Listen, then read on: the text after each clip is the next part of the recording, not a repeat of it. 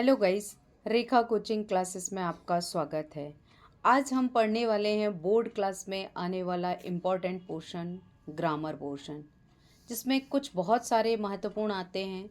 हमें कैन का यूज़ करना, आर्टिकल का यूज़ करना, so that, as long as, और कुछ इम्पॉर्टेंट पॉइंट। तो आपको याद रखना है कि इन पॉइंटों को किस तरह से करना है, वो प्रैक्टिस से ही बनता है। तो आपको मैं 3 पॉइंटों को एक्सप्लेन करने वाली हूँ। एक तो जो प्रेस है उसे आपको अरेंज करना है, आपको अरेंज करने के लिए आएगा।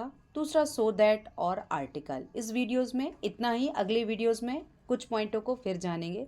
तो आइए शुरू करते हैं। आज का पॉइंट क्या है, आप देख रहे हैं, rearrange the following words, phrases to from the meaningful. यानी आपको ये पॉइंट दिए हैं, इन पॉइंटों को बहुत अच्छे से अरेंज करना है। वो आपको अलग अलग स्लैश करके दिए हुए हैं वाक्य, उसमें आपको अरेंज करके उसे मीनिंगफुल बनाना है। तो आप ये देख रहे हैं 5 सेंटेंस हैं। आपको पेपर में केवल 1 या 2 ही आएंगे, पर जब आप ज़्यादा प्रैक्टिस करके रखेंगे तभी आपसे बनेगा। तो मैंने केवल 5 ही पॉइंटों को बहुत अच्छे से एक्सप्लेन किया है, ध्यान रखना है आपको। पहला है आपको work and play, think different, parents, see as two. तो हमें इन पॉइंटों को किस तरह से अरेंज करना है, आइए जानेंगे आंसर के साथ।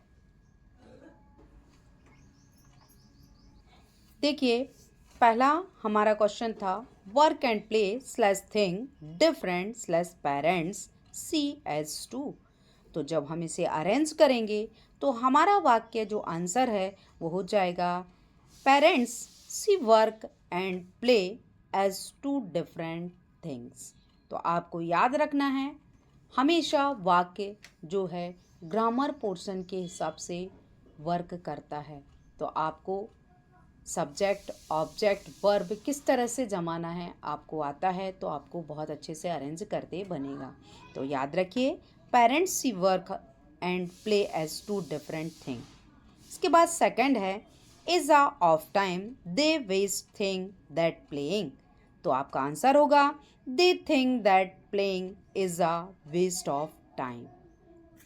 तो सारे बच्चे बहुत अच्छे से प्रैक्टिस करके करेंगे। नेक्स्ट थर्ड बोलता है important games studies are as.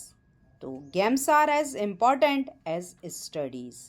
तो ये आपका आंसर है। तो ये 3 पॉइंट हुए। आइए जानेंगे चौथा पॉइंट क्या है। देखिए, फोर्थ और फिफ्थ पॉइंट बोल रहा है a student to both proper should attention pay. तो आंसर होगा a student should pay proper attention to both. इस प्रकार पांचवा है can life only succeed he in then. तो आपका आंसर होगा only then can be succeed in life. तो आपको लिखकर प्रैक्टिस करना है किस तरह से वाक्य को अरेंज किया। आइए जानेंगे अगला पॉइंट क्या है। देखिए, अगला पॉइंट हमारा ग्रामर का सेकंड पोर्शन बोल रहा है यूजिंग सो दैट। तो आपको याद रखना, सो डॉट डॉट करके दैट है, तो सो अलग यूज़ करना है, दैट अलग यूज़ करना है। इसके पहले भी मैं ग्रामर पोर्शन में कुछ पॉइंटों को आपको एक्सप्लेन कर चुकी हूँ, तो आप उस वीडियोस को ज़रूर से प्रैक्टिस करेंगे। तो पहला बॉक्स का पहला जो क्वेश्चन है वो कह रहा है the box is very heavy, और दूसरा वाक्य है I can not lift it. तो आपको सो दैट का यूज़ करना है। तो आप आंसर में देखिए, वेरी को हटाकर शो यूज़ करेंगे, हैवी के बाद दैट लगाकर वाक्य को जोड़ देंगे। तो the box is so heavy that I can not lift it. तो आपको सो लगाना था और दैट लगाना था। तो वेरी को हटाकर आपने शो लगाया और हैवी के बाद दैट लगाकर वाक्य को जोड़ देंगे, क्योंकि दैट वाक्य को जोड़ने का काम करता है। और दैट का अर्थ होता है कि, और शो का अर्थ होता है बहुत। अगला वाक्य बोलता है माई ब्रदर वर्क हार्ड। दूसरा वाक्य बोलता है ही पास्ड द टेस्ट। तो आंसर होगा इसका my brother work so hard. तो आप देखिए, इसमें वेरी नहीं लिखा हुआ था, आपको वाक्य को समझ के सॉल्व करना है। उसको लिखना है। तो my brother worked so hard that he passed the test. तो ये हुआ सो दैट का उपयोग दो वाक्यों में। आइए जानेंगे और भी 3 पॉइंट किस तरह से उपयोग करना है। देखिए अगला पॉइंट क्या है। थर्ड पॉइंट कह रहा है he is very ill the doctor don't expect him to survive. यानी दो वाक्य हैं, दोनों वाक्य अलग अलग बोल रहे हैं। ही इज वेरी इल, वह बहुत ही बीमार है। The doctor don't expect him to survive, doctor को एक्सपेक्ट नहीं है ऐसा कि वह सर्वाइव कर पाएगा, जी पाएगा। ही इज सो इल, तो वेरी को हटाकर सो का यूज किया, इल के बाद दैट लगाकर दूसरे वाक्य को जोड़ दिया है। तो इस तरह से सो दैट यूज किया। नेक्स्ट फोर्थ पॉइंट बोलता है माई ग्रैंडफादर इज वेरी वीक। तो वेरी को हटाकर सो लगाएंगे, he can not walk. My father is very weak, मेरे पिताजी जो ग्रैंडफादर जो हैं, दादाजी हैं, वो बहुत ही वीक हैं, कमजोर हैं। ही कैन नॉट वॉक, नहीं चल सकते हैं। तो आपको सो दैट का यूज करना है, तो वेरी को हटाकर सो लगाएंगे। बच्चे बिल्कुल बहुत अच्छे से ध्यान रखेंगे, ये सो दैट बहुत जल्दी बनता है अगर आप प्रैक्टिस करके रखते हैं। इसके बाद आपने वीक को लिखकर दैट लगाकर वाक्य को, सेकंड वाक्य को जोड़ देंगे। इसके बाद दिया हुआ है she is very short, she can not touch the ceiling. तो आपको वेरी को हटाकर इसमें भी सो का यूज करना है और वाक्य में दैट लगाकर जोड़ना है। इसके बाद आपका पांचवा point she is very short, she can not touch the ceiling. तो she is so short that she can not touch the ceiling. तो बच्चों याद रखिए फोर्थ वाले आंसर में सर्वाइव सेकेंड टाइम भी लिख गया है, तो आपको याद रखना सर्वाइव नहीं होगा, वॉक होगा। That he can not walk. तो याद रखिए आप वाक्य को बहुत अच्छे से पढ़ेंगे और आपको सो को हटाकर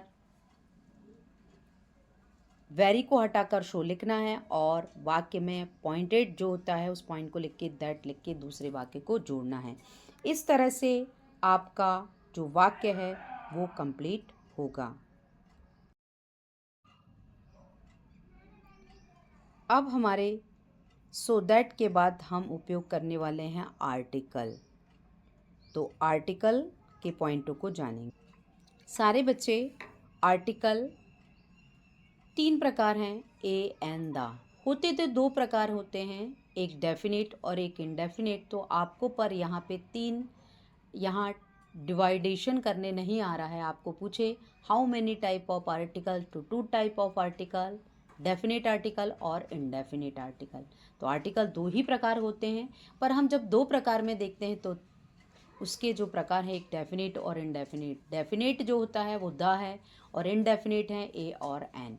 तो आपको ए एन द भरने के लिए आएगा आर्टिकल में, तो आप इसे बहुत केयरफुली भरेंगे, समझ लेंगे तो कहीं गलत नहीं होगा। तो पहला आर्टिकल है भरने के लिए ओ blank old man wanted to see you in the morning. तो आपके पहले आर्टिकल में आएगा an old man wanted to see you in the morning. An आएगा क्योंकि आपके वाक्य में ओ दिया हुआ है। तो ए ई आई ओ यू होने पर आपको याद रखना है और जब आप प्रोनाउंशिएट करते हैं, पढ़ते हैं, तब भी आपको याद रखना है ए ई आई ओ यू की ध्वनि में आपको ए एन एन का उपयोग करना है। इसके बाद सेकंड बोलता है John built fill in the blanks yard for his cattle. तो इसमें वाई का यूज़ हुआ है, आपको याद रखना है ए आएगा। सी एट ओनली, थर्ड है she ate only orange for her breakfast. तो आप याद रखिए यहाँ ऑरेंज बोला गया है, तो आप में आर्टिकल में एन ही भरना होगा। इसके बाद फोर्थ पॉइंट बोलता है grand mother told me blank story. तो आपको फिल इन द ब्लैंक्स में ए भरना होगा क्योंकि एस आया है, एस व्यंजन है, तो आपको याद रखना है। पांचवा बोलता है Mr Nityal bought blank new car. तो न्यू एन है, आपको याद रखना है ए आएगा। तो Mr Nityal bought a new car. तो ये थे आपके 5 आर्टिकल। आइए जानेंगे और भी आगे के 5 पॉइंट। देखिए आगे के पॉइंट क्या हैं हमारे।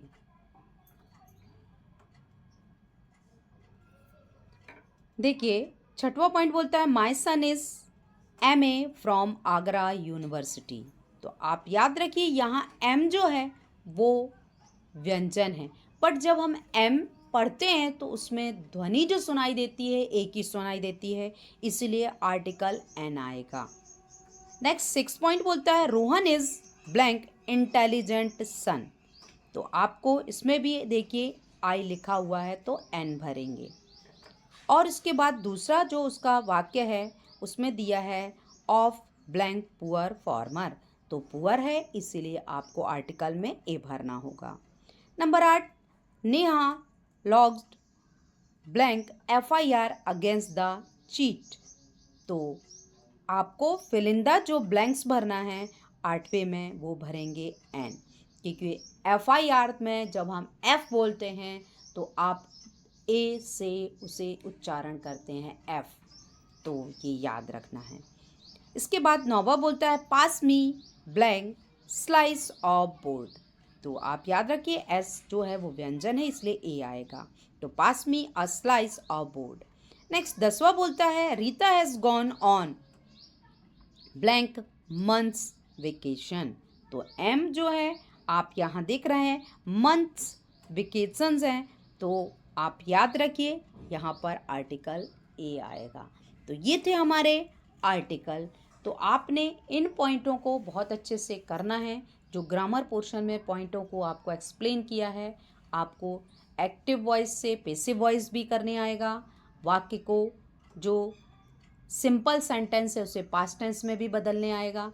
तो इस तरह से ग्रामर पोर्शन के एक एक दो दो पॉइंट करके आपको पॉइंटेड पूछे जाएंगे। तो सारे बच्चे जो छोटे छोटे पॉइंट हैं उन्हें तैयार करिए, आपसे पेपर बहुत अच्छे बनेंगे, बहुत अच्छे से आप करेंगे।